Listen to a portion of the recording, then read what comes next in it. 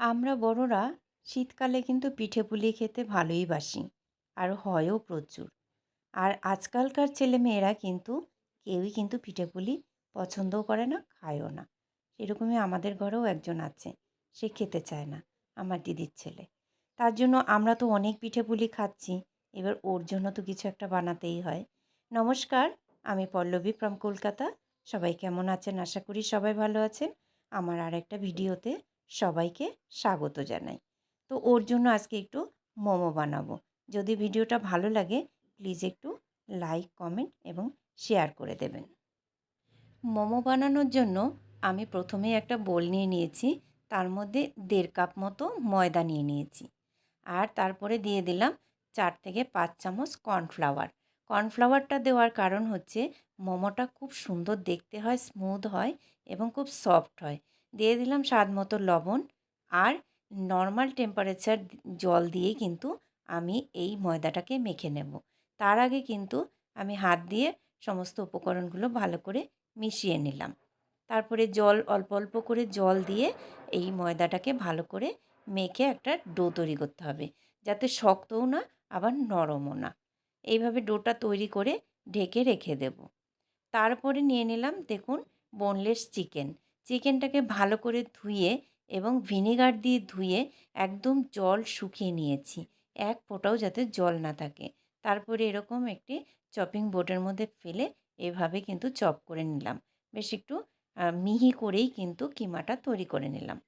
এরপরে একটা বোলের মধ্যে নিয়ে নিলাম পেঁয়াজ পাতা, বিনস, গাজর এইগুলো ভালো করে একটু কুচিয়ে নিয়ে নিলাম। আর দিয়ে দিলাম এখানে হচ্ছে চপ করা আদা এবং রসুন। আদা রসুনটা একটু বেশি লাগে। তারপরে দিয়ে দিলাম কুচানো বাঁধাকপি। এরপরে দিয়ে দেব একদম চপ করা পেঁয়াজ। বেশ পেঁয়াজটাও একটু অনেকটাই দিয়ে দিয়েছি। দিয়ে তারপরে দিয়ে দেব স্বাদ মতো লবণ। এই লবণটা দিয়ে সমস্ত সবজিগুলোই কিন্তু ভালো করে হাতের সাহায্যে মেখে নিতে হবে। আর মাখতে মাখতেই কিন্তু এটা কিন্তু জল বেরোতে শুরু করে দেবে সবজি থেকে। তারপরে দিয়ে দিলাম হাফ চামচ মতো সয়া সস।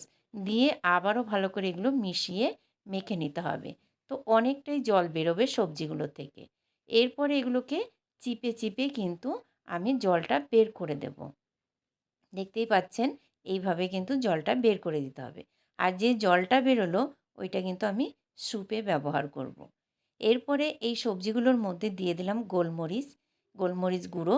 আর এই মোমো কিন্তু একটু ঝাল খেতেই বেশি ভালো হয়। সেই জন্য গোলমরিচের গুঁড়োটাও কিন্তু একটু বেশি করেই দিয়ে দিলাম। তারপরে দিয়ে দিলাম এই যে চিকেন কিমাটা, এটাকেও কিন্তু সবজিগুলো সমস্ত উপকরণগুলোর মধ্যে ভালো করে মেখে নিতে হবে। এইভাবেই তৈরি করে নিতে হবে মোমোর স্টাফিং। এরপরে যে ময়দাটা মেখে রেখেছিলাম সেখান থেকে একটা লেচি নিয়ে নিলাম।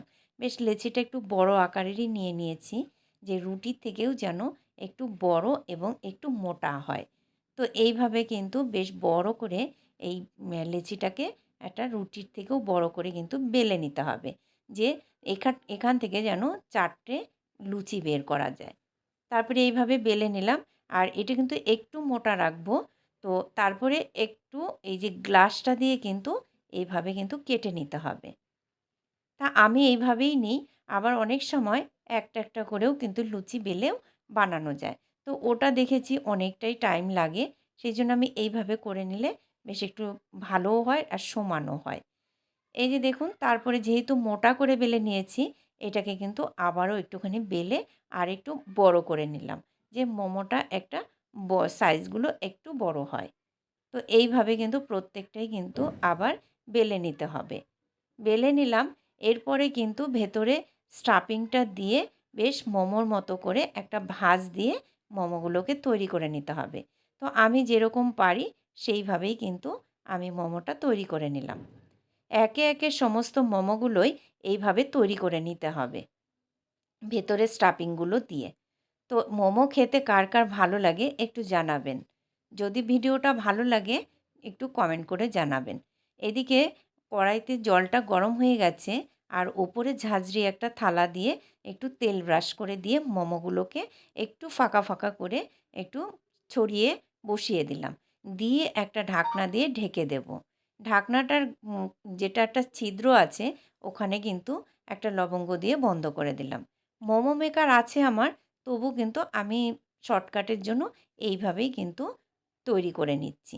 তো 15 মিনিট পর্যন্ত মোমোটা রেখে স্টিম করে নিলাম। তারপরে কিন্তু মোমোগুলো তুলে নিলাম। যেহেতু কাঁচা মাংস এজন্য স্টিমটা একটু বেশি টাইম দিতে হবে।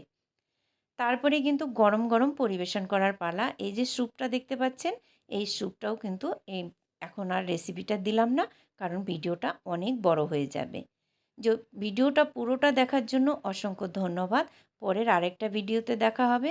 সবাই ভালো থাকবেন, সুস্থ থাকবেন এবং সাবধানে থাকবেন।